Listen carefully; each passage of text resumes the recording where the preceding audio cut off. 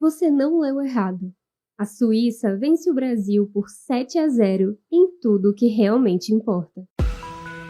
Este é o Visão Libertária, sua fonte de informações descentralizadas e distribuídas. Esse artigo foi sugerido e escrito por Quinta Essência, revisado por Coreia com K e narrado por JJ Liber. Em sua segunda partida pela Copa do Mundo deste ano, o Brasil passou com certa dificuldade pela Suíça. Sem o seu principal craque no campo, a vitória esperada foi alcançada, com a seleção canarinho vencendo os suíços pelo placar apertado de 1-0. Muitos dirão que o Brasil está ajustando o seu futebol, que a seleção conseguiu se sair bem, mesmo sem o Neymar, e que o resultado alcançado nos dá mais esperanças de que o Hexa finalmente vai ser conquistado. Outros, porém, afirmarão que, nesta última partida, o Brasil não convenceu e que a seleção não faz mais do que a sua obrigação ao vencer o jogo. E eu compartilho dessa afirmação. Vou explicar o motivo. Em todos os aspectos, com exceção do futebol, a Suíça dá uma goleada no Brasil, e sem direito a um gol de honra do Oscar nos acréscimos. Mesmo sendo um país pequeno, sem saída para o mar, sem recursos naturais significativos, e com sua população equivalente a 2/3 da população da cidade de São Paulo, falando nada menos do que 4 idiomas, a Suíça consegue ser muito superior ao Brasil no que se refere à riqueza de sua população, ao desenvolvimento econômico e, sobretudo, ao respeito às liberdades individuais. A superioridade é tão grande que qualquer libertário brasileiro seria capaz de trocar pelo menos uma das taças por um pouco dessa liberdade. Não vamos nos aprofundar nos detalhes a respeito da Suíça, de suas características econômicas e dos motivos que a levaram a ser tão desenvolvida, uma vez que já tratamos desse tema aqui no canal no vídeo, a economia da Suíça. Não deixe de conferir.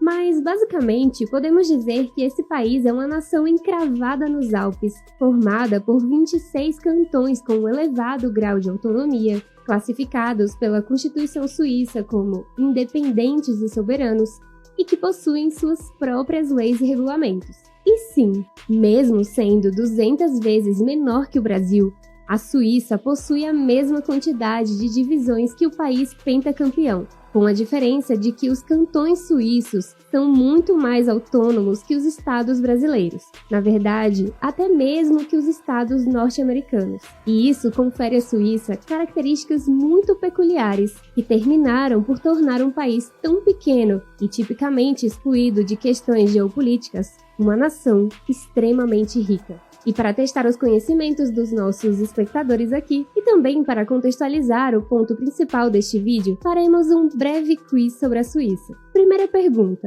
qual é a língua oficial falada na Suíça? Alternativa A, alemão. Alternativa B, francês. Alternativa C, italiano. E a resposta correta é todas as alternativas citadas, com o detalhe de que, em 2 cantões, se fala também o romanche. Segunda pergunta: qual é o regime político vigente na Suíça? Alternativa A, monarquia parlamentarista. Alternativa B, presidencialismo à la brasileira. Alternativa C, democracia semidireta bicameral na forma de confederação, em que o presidente exerce seu mandato por apenas 1 ano. E a resposta correta é letra C, naturalmente. E isso nos leva à última pergunta, que infelizmente não será de múltipla escolha. Qual é o nome do presidente da Suíça? Não fique triste se você não soube responder a pergunta. Afinal de contas, é bem provável que a maior parte dos suíços também não saiba. O fato é que o presidente da Confederação Suíça, o nome oficial do cargo, possui poderes muito mais representativos do que efetivamente de governo. Como já citado, ele exerce o seu mandato por apenas 1 ano. Então, antes mesmo que os cidadãos do país se interessem por saber quem é o chefe do poder executivo, ele já terá sido trocado por seu substituto. A propósito, a resposta para a pergunta é Ignacio Cassis. E não, eu nunca tinha ouvido falar a respeito dele, assim como você. Ao contrário do que vemos em vários países vizinhos da Suíça, ou mesmo do lado de cá do Atlântico, os políticos suíços não são mundialmente famosos.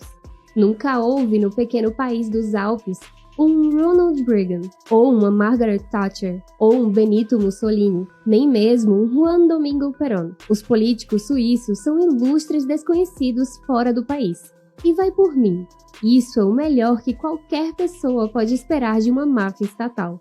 A junção entre um sistema altamente descentralizado de governo, suportado por uma população que sempre foi avessa a um governo central poderoso, um povo tipicamente conservador e que é contrária a mudanças institucionais profundas e um apreço pela liberdade econômica, fizeram do pequeno país europeu um dos pedaços de terra com a população humana mais rica do mundo. E não se pode deixar de mencionar, inclusive, o caráter de neutralidade que a Suíça ocupa há quase 2 séculos.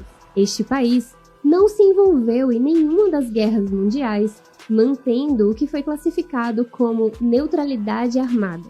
Até porque os suíços não são nada bobos, sendo uma das populações mais armadas do mundo. Mesmo estando cercada por nações beligerantes em ambos os conflitos, a Suíça conseguiu se manter alheia às batalhas, para a alegria de sua população, naturalmente. Além disso, a Suíça não se dobrou à União Europeia, não fazendo parte desse bloco econômico, conhecido por sua quantidade absurda de normas restritivas à liberdade econômica, e, por óbvio, não utiliza o euro como moeda corrente. A moeda suíça é, desde meados do século XIX, o franco suíço, moeda que, a exemplo do dólar, é utilizada como reserva de valor por muita gente. Uma prova inquestionável da manutenção do valor do franco suíço é o fato de que existem moedas de cêntimos cunhadas no final do século XIX e ainda estão em circulação no país.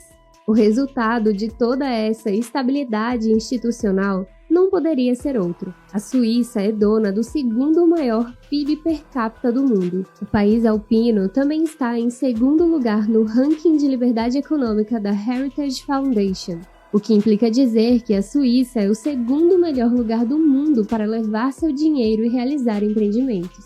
E se até aqui o país pequeno europeu ocupou o segundo lugar do pódio em matéria de desenvolvimento humano, a Suíça é campeã mundial. O país possui o maior IDH do mundo e parece estar trabalhando arduamente para alcançar o índice máximo, que é 1. Compare os números suíços com os valores brasileiros, e você terá uma boa dimensão da goleada que estamos sofrendo. O Brasil ocupa a posição 63 no índice do PIB per capita, a posição 136 no índice de liberdade econômica e a 87 no IDH. O nível de desenvolvimento e de estabilidade social experimentado pela Suíça é algo com o qual os brasileiros sequer conseguem sonhar. E isso num país que não tem nada daquilo que os economistas mainstream classificam como fundamental para o desenvolvimento econômico, e dos quais o Brasil, por sinal, dispõe em abundância.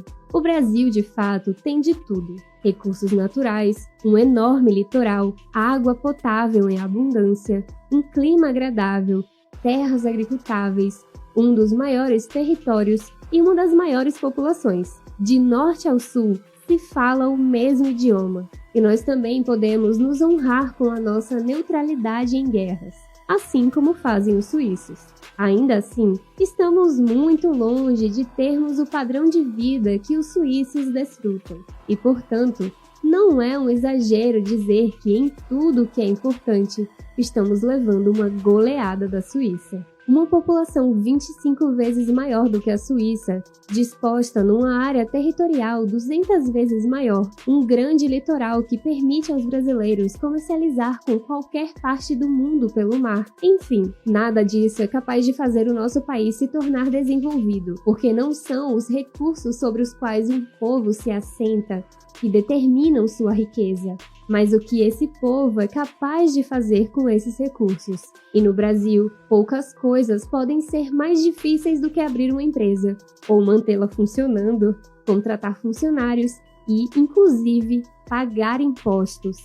Nem mesmo o talento natural do brasileiro, tanto para jogar bola quanto para driblar a ação do Estado, é capaz de vencer todos esses obstáculos. A seleção suíça de futebol está posicionada no 15º lugar no ranking da FIFA, e sua melhor colocação nas Copas do Mundo foi um 6º lugar na Copa de 1950 aqui no Brasil. Talvez isso incomode de alguma forma os suíços, mas certamente ao comparar sua qualidade de vida com o padrão desfrutado pelos pentacampeões aqui, os suíços devem se sentir melhor por saber que o seu país é um campeão naquilo que realmente importa. Quanto ao futebol, bem, para nós ele é uma paixão nacional, mas para tantos outros países ele não é tão mais importante do que as liberdades individuais. Nós que somos pentacampeões, pelo menos por enquanto, afinal de contas somos brasileiros e não desistimos nunca, e que ocupamos o 1º lugar no ranking da FIFA, temos muito o que aprender com os suíços naquilo que realmente importa. Talvez, quem sabe um dia, os brasileiros valorizem tanto a sua própria liberdade quanto valorizam os jogos de sua seleção em busca do Hexa.